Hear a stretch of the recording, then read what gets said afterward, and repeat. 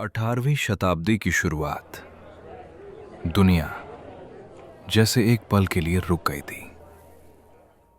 12 साल बड़े बड़े साम्राज्य आपस में लड़ते रहे। भूमध्य सागर, कैरिबियन, तोपों की आवाज दूर दूर तक जाती रही। आसमान धुएं से भर गया। समुद्र बारूद की गंध से। 1713 यूरोप, यूट्रेक्ट की संधि, और उसी पल युद्ध खत्म। अटलांटिक महासागर पर सन्नाटा फैल गया। लेकिन सन्नाटा हमेशा शांति नहीं होता, खासतौर पर उनके लिए नहीं जो युद्ध से लौटे थे। ब्रिटिश रॉयल नेवी का आदेश, डिसमिसल, सेवा समाप्त। 36,000 आदमी एक साथ किनारे पर उतार दिए गए। Bristol, London, Port Royal. वे खड़े थे और अपने हाथ देख रहे थे। रस्सियों से घिसे हुए हाथ, बारूद से काले पड़े हाथ। ऐसे हाथ जो बस एक ही काम जानते थे, लड़ना और छीनना। कोई पेंशन नहीं, कोई सम्मान नहीं, बस एक ठंडा एहसास कि अब साम्राज्य को उनकी जरूरत नहीं थी। नायक बेकार हो गए। अब इस कहानी को आगे बढ़ाने से पहले थोड़ी देर ठहरिए। दिन ढल चुका है। इतिहास की किताबें धीरे धीरे बंद हो रही हैं। यहां अब कोई शोर नहीं, कोई युद्ध नहीं, बस अंधेरा और दूर कहीं आग की हल्की रोशनी। अपने सिर के नीचे तकिए का वजन महसूस करिए। अपने शरीर को बिस्तर में आराम करने दीजिए। समुद्र से आती नमकीन हवा बस महसूस करिए। साल है 1715। जगह नासाउ, न्यू प्रोविडेंस आइलैंड। ये कोई शहर नहीं है, ये एक जला बुझा ढांचा है। सालों पहले स्पेनिश सैनिकों ने इसे जला दिया था। अब यहां काले पड़े पत्थर हैं और उन पर जंगली बेलें। एक छोड़ी हुई बस्ती, ना राजा ना शासन। लेकिन खाली जगह ज्यादा देर खाली नहीं रहती। आप गर्मी में जागते हैं। हवा भारी है, नमी भरी। ऐसा लगता है जैसे किसी ने गीला कंबल त्वचा पर डाल दिया हो। आप एक झूले में लेटे हैं, 2 ताड़ के पेड़ों के बीच। ऊपर पत्तियां हिल रही हैं। समुद्र की आवाज, लकड़ी के धुएं की खुशबू, भुनते खाने की गंध, सस्ती रम की हल्की महक और नमक, समुद्र का नमक। यह है समुद्री लुटेरों का रिपब्लिक। यहां कोई राजा नहीं, कोई गवर्नर नहीं, सिर्फ आदमी है, रेत पर सोते हुए, फटे कपड़ों में। समुद्र के पास एक आदमी खड़ा है, बेंजामिन हॉर्निगोल्ड। वो दूर समुद्र को देख रहा है। कुछ बदलता हुआ, एक नया दौर शुरू हो रहा है। वो पानी की बात नहीं कर रहा, वो इतिहास की बात कर रहा है। रात का समय है, बंदरगाह शांत है, और तभी एक छोटी सी पाल नौका धीरे धीरे अंदर सरकती है। उसका नाम है मैरी एनी।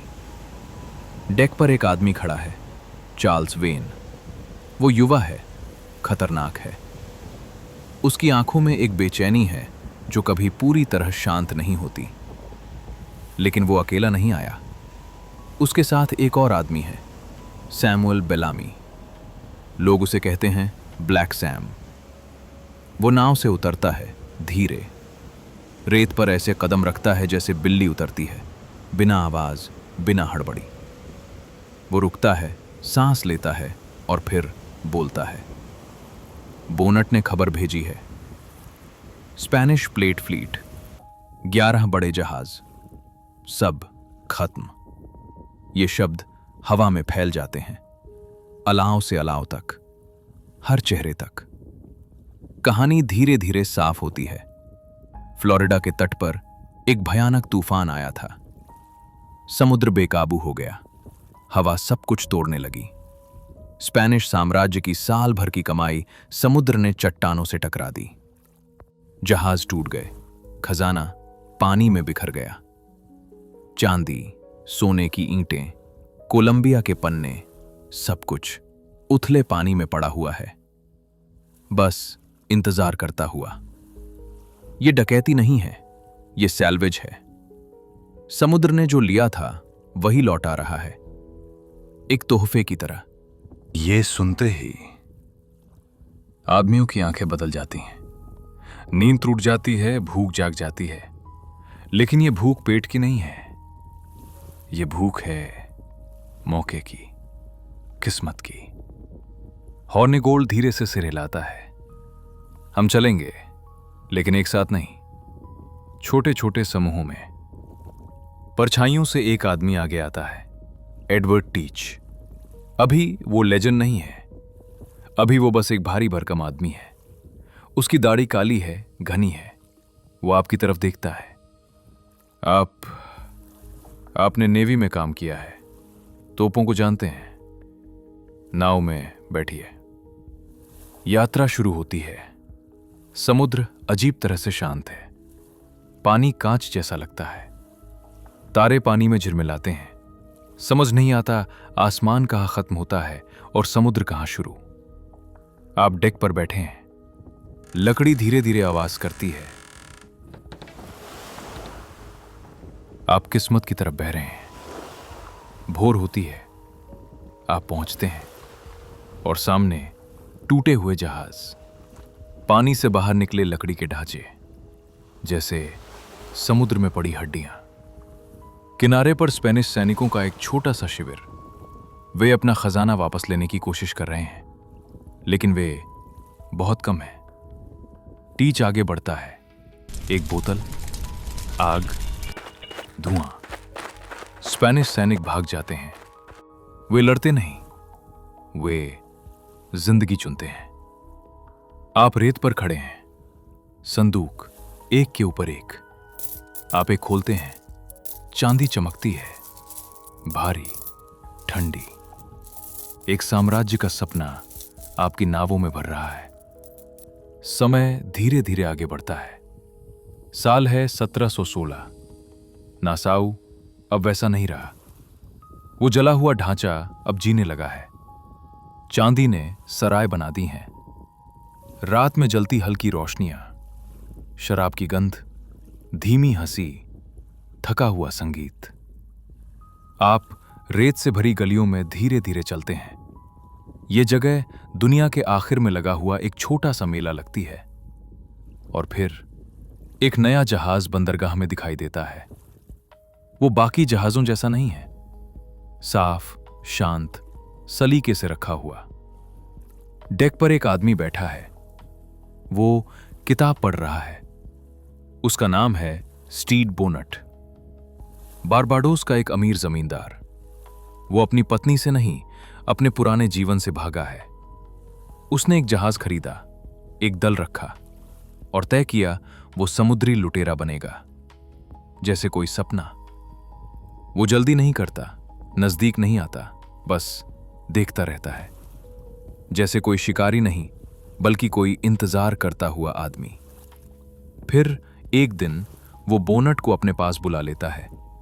कोई फुसफुसाता है, अजीब जोड़ी है, शैतान और सज्जन। टीच बोनट के जहाज की कमाल संभाल लेता है। बोनट अब लड़ाई नहीं करता। वो टीच के कैबिन में बैठता है। वे चाय पीते हैं, धीमी बातें करते हैं। दर्शन, जिंदगी, किस्मत, ये तूफान से पहले की शांति है। आप टीच को बदलते हुए देखते हैं।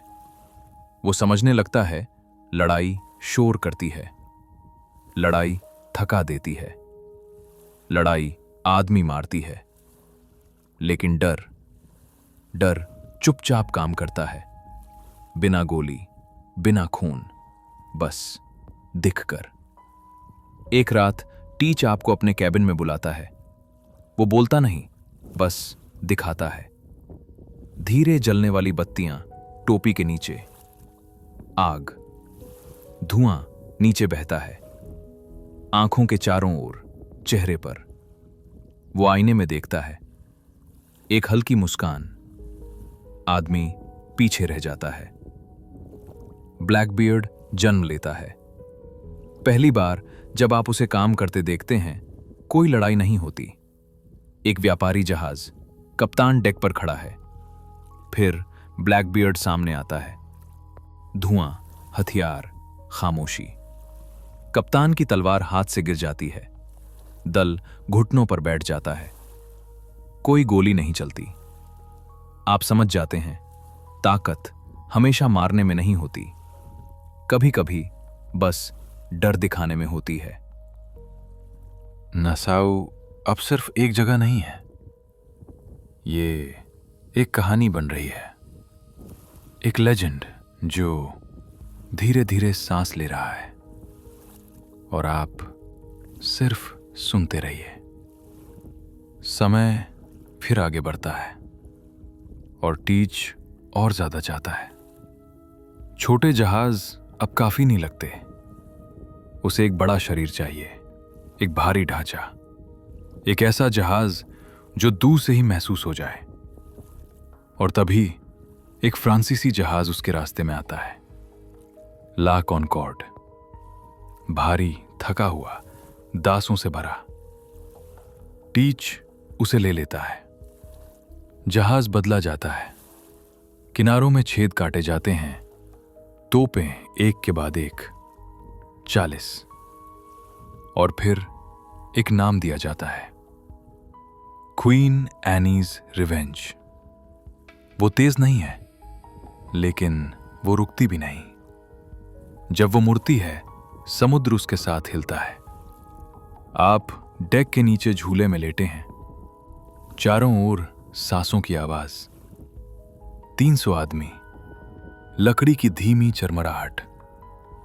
ये जहाज एक जीव जैसा लगता है, दिल की धड़कन, पेट की गर्मी, हड्डियों का वजन, एक चलता हुआ राक्षस। मई 1718। टीच अब जहाजों से ऊब चुका है। वो एक शहर चाहता है। धनुष चार्लस्टन की ओर मुड़ता है। दक्षिण कैरोलिना, ब्रिटिश साम्राज्य का एक अहम बंदरगाह। वो हमला नहीं करता, वो रुक जाता है बंदरगाह के मुहाने पर। कोई जहाज अंदर नहीं, कोई जहाज बाहर नहीं। शहर घबराता है, घंटियां बजती हैं, लोग दीवारों पर चढ़ते हैं, लेकिन कुछ नहीं होता। क्वीन एनीज रिवेंज बस खड़ी रहती है। 40 तोपें, चुप। टीच एक नाव भेजता है। वो सोना नहीं मांगता, वो चांदी नहीं मांगता, वो दवा मांगता है, पारा, अपने आदमियों के लिए। आप डेक पर खड़े हैं, पानी शांत है, शहर खामोश। दिन धीरे धीरे बीत जाते हैं। कुछ आदमी बेचैन होते हैं। वेन धीरे से कहता है, यह पागलपन है। टीच रेलिंग पर खड़ा है, पाइप पीता है और चर्च की मीनारों को देखता रहता है। उसे पता है वो क्या कर रहा है। एक छोटी नाव बाहर आती है, संदूक दे दिया जाता है, दवा मौजूद है।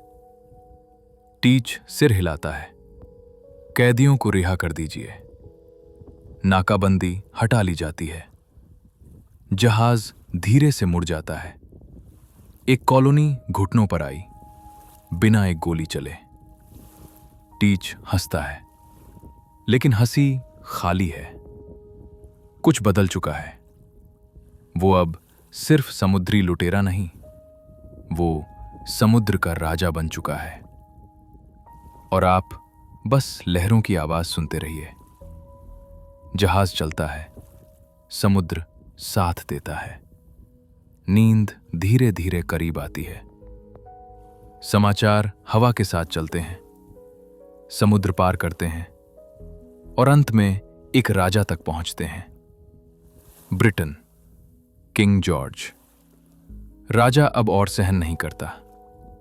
समुद्री लुटेरों का दौर खत्म होना चाहिए। राजा एक आदमी भेजता है, वुड्स रॉजर्स। वो पहले भी समुद्र पर रह चुका है, लड़ा है, जीता है, हारा भी है। उसके चेहरे पर एक पुराना निशान है और आंखों में सख्ती। वो नासाऊ आता है, लेकिन बंदूकों के साथ नहीं, कागज के साथ। राजा की माफी, जो हथियार डाल देगा जिंदा रहेगा, जो मना करेगा मरेगा। कागज हवा में लहराता है और नासाऊ टूटने लगता है। हॉर्नीगोल्ड कागज को देखता है। वो थक चुका है। उसकी आंखों में अब आग नहीं। मैं स्वीकार करता हूं, वो कहता है। उसने सुरक्षा चुनी, लेकिन वेन वो जमीन पर थूक देता है। मैं उस राजा का आदेश नहीं मानता जिसने हमें भूखा मारा। नासाऊ 2 हिस्सों में बंट जाता है। रॉजर्स बंदरगाह को घेर लेता है। नेवी के जहाज, रास्ते बंद। वेन फंस चुका है। रात गिरती है, हवा भारी हो जाती है। वेन एक आखिरी दांव चलता है। वो एक जहाज लेता है, तोपें भरता है, बारूद, तारकोल, आग और फिर बत्ती। जलता हुआ जहाज धीरे धीरे नेवी की तरफ बढ़ता है। एक तैरता हुआ बम। नेवी के कप्तान घबरा जाते हैं। रस्सियां काटी जाती हैं। जहाज इधर उधर भागते हैं। अफरा तफरी में वेन का जहाज खाली जगह से फिसल जाता है। अंधेरे में आजाद। गणराज्य गिरता है, लेकिन विद्रोह जिंदा रहता है।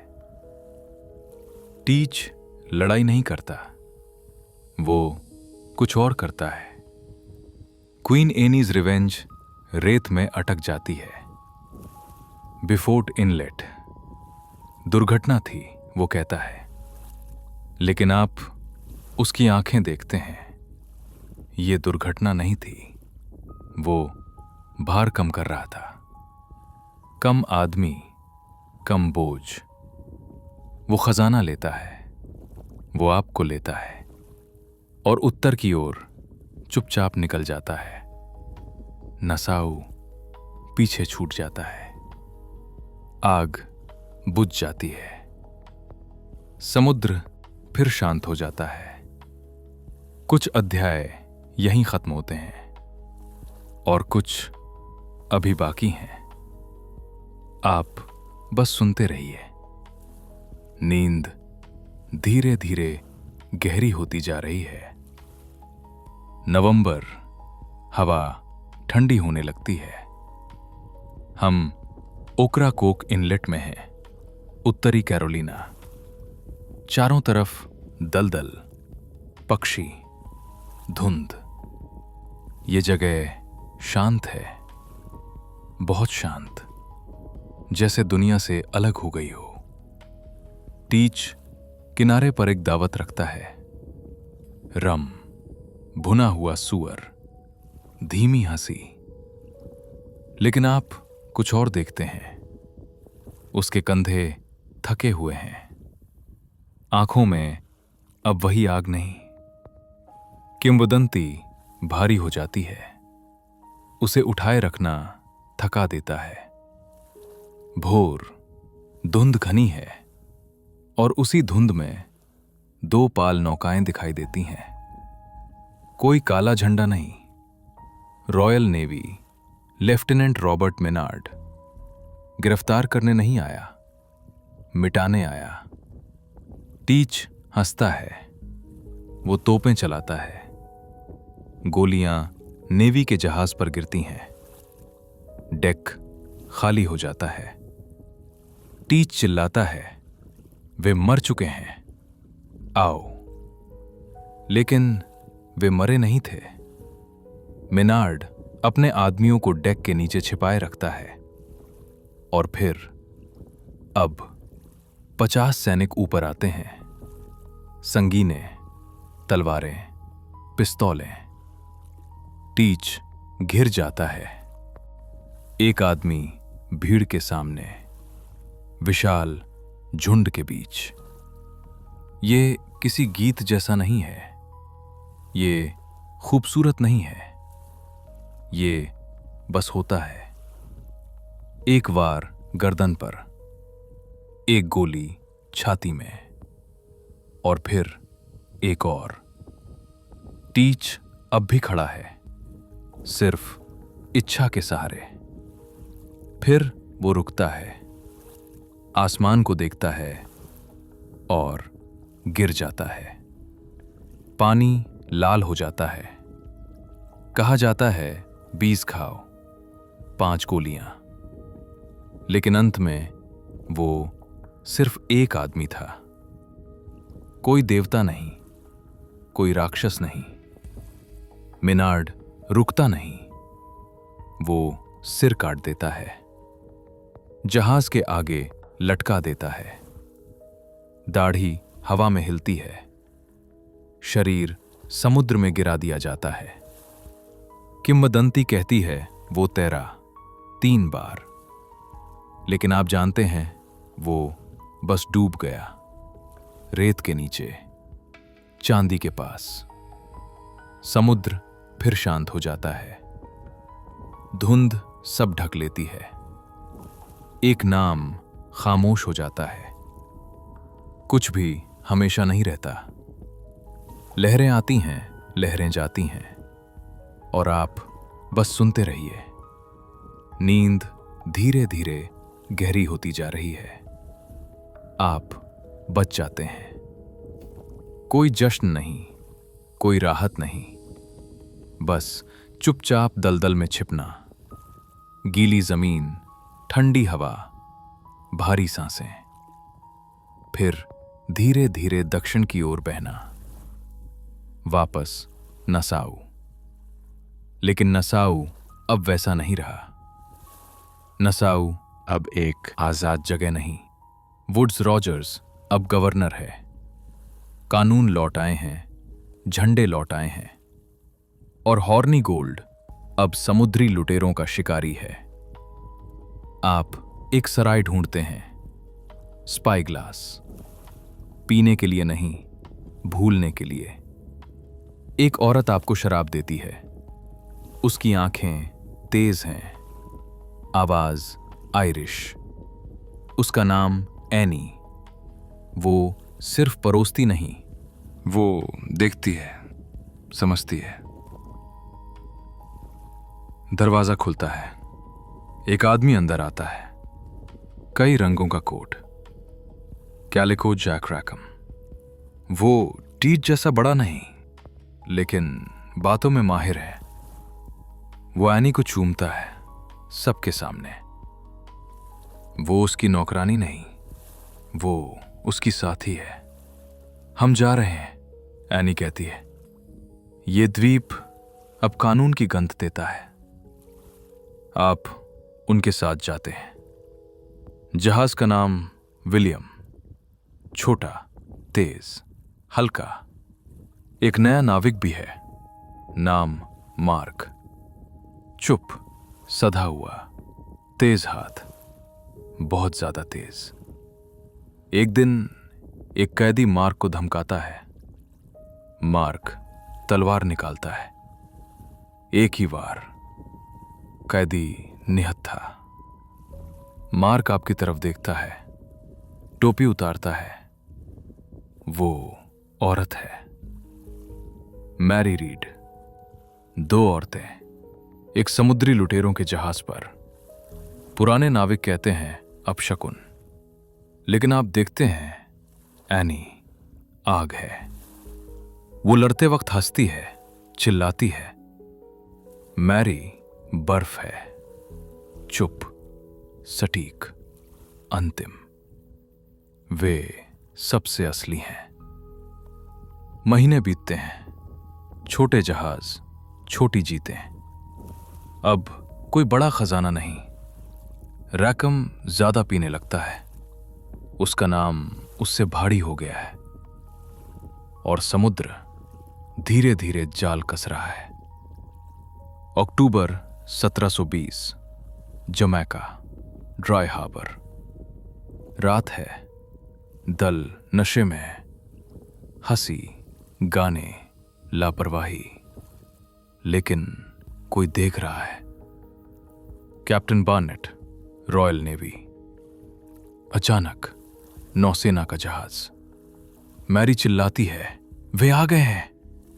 वो गोली चलाती है, लड़ो। लेकिन आदमी भाग जाते हैं, माल के नीचे छिप जाते हैं। डेक पर सिर्फ 2 लोग खड़े हैं, एनी और मैरी, पीठ से पीठ सटाए। मैरी हैच की तरफ देखती है, गुस्सा। वो गोली चलाती है, नीचे एक कायर मर जाता है। बाहर आओ, वो कहती है, आदमी बनो। लेकिन कोई नहीं आता और सब खत्म हो जाता है। एनी रैकम को देखती है, वो जंजीरों में कांप रहा है। वो कहती है, अगर तुम आदमी की तरह लड़ते तो कुत्ते की तरह मरते नहीं। सच कभी कभी सबसे भारी होता है और आप बस सुनते रहिए। स्पेनिश टाउन, अदालत का कमरा। गर्मी भारी है, हवा रुकी हुई, मक्खियां शीशे से टकराती हैं। न्यायाधीश विग पहनता है, कानून पढ़ा जाता है। कैलिको जैक खड़ा है, कोई शोर नहीं, कोई भाषण नहीं, बस फैसला, फांसी। उसका शरीर डेड मैन्स केव में लोहे के पिंजरे में रखा जाता है। एक चेतावनी। एनी और मैरी जज के सामने खड़ी हैं, थकी हुई लेकिन सीधी। मौत की सजा। वे एक दूसरे को देखती हैं, हल्की मुस्कान, और कहती हैं, हम अपने गर्व की दुहाई देते हैं। अदालत सन्न रह जाती है। कानून साफ है। एक औरत जिसके भीतर जीवन है, उसे मारा नहीं जा सकता। मौत रुक जाती है, बस थोड़ी देर के लिए। मैरी जेल में रहती है। दिन बीतते हैं, बुखार आता है, कमजोरी। वो मर जाती है, या ऐसा कहा जाता है।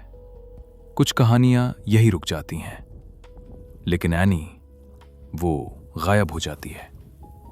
कोई रिकॉर्ड नहीं, ना मौत का, ना रिहाई का, बस खाली जगह, जैसे धुआं धीरे धीरे हवा में घुल गया हो।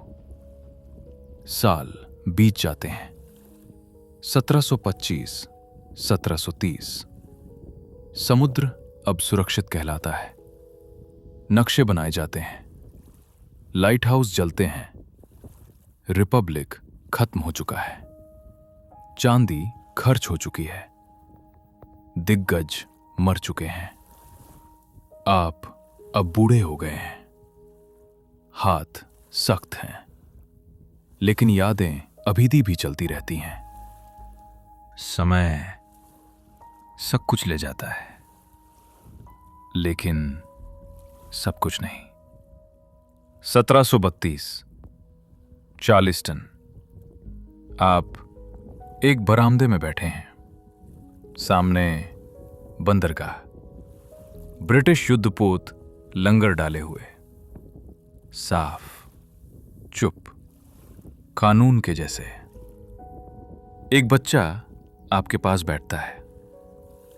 मुझे समुद्री लुटेरों के बारे में बताइए, ब्लैकबियर्ड के बारे में। आप आंखें बंद करते हैं, गंधे लौट आती हैं, गीली लकड़ी, बारूद, डर। ये सुंदर नहीं था, ये छोटा था, गंदा था, खूनी था। लेकिन बच्चा वो ये नहीं चाहता, उसे कहानी चाहिए। तो आप थोड़ा सा झूठ बोलते हैं। वो 10 फीट लंबा था, आप कहते हैं। आग उगलता था और उसने अपना सोना यहीं कहीं दफन किया है। कहानियां ऐसे ही जिंदा रहती हैं। हम ये कहानियां क्यों सुनाते हैं? क्योंकि दुनिया अब काफी तय हो चुकी है। हर द्वीप किसी का है, हर आदमी किसी के नीचे है। लेकिन कुछ सालों के लिए नासाऊ में लोग आजाद थे। उन्होंने चुना, उन्होंने लिया, उन्होंने जिया। समुद्र कोई कहानी नहीं सुनता, वो परवाह नहीं करता। उसने खून धो दिया, चांदी धो दी, रेत से पैरों के निशान मिटा दिए। समुद्र ही राजा है और हम सिर्फ कुछ देर के मेहमान। सूरज डूबता है, रंग बदलते हैं, सुनहरा, बैंगनी, फिर अंधेरा। तारे निकल आते हैं, वही तारे जो कभी टीच को रास्ता दिखाते थे। अब सब शांत है, कहानी पूरी हो चुकी है। आप सांस धीमी कर लीजिए, जैसे लहरें आती हैं और जाती हैं। आप सुरक्षित हैं, बस बहते रहिए।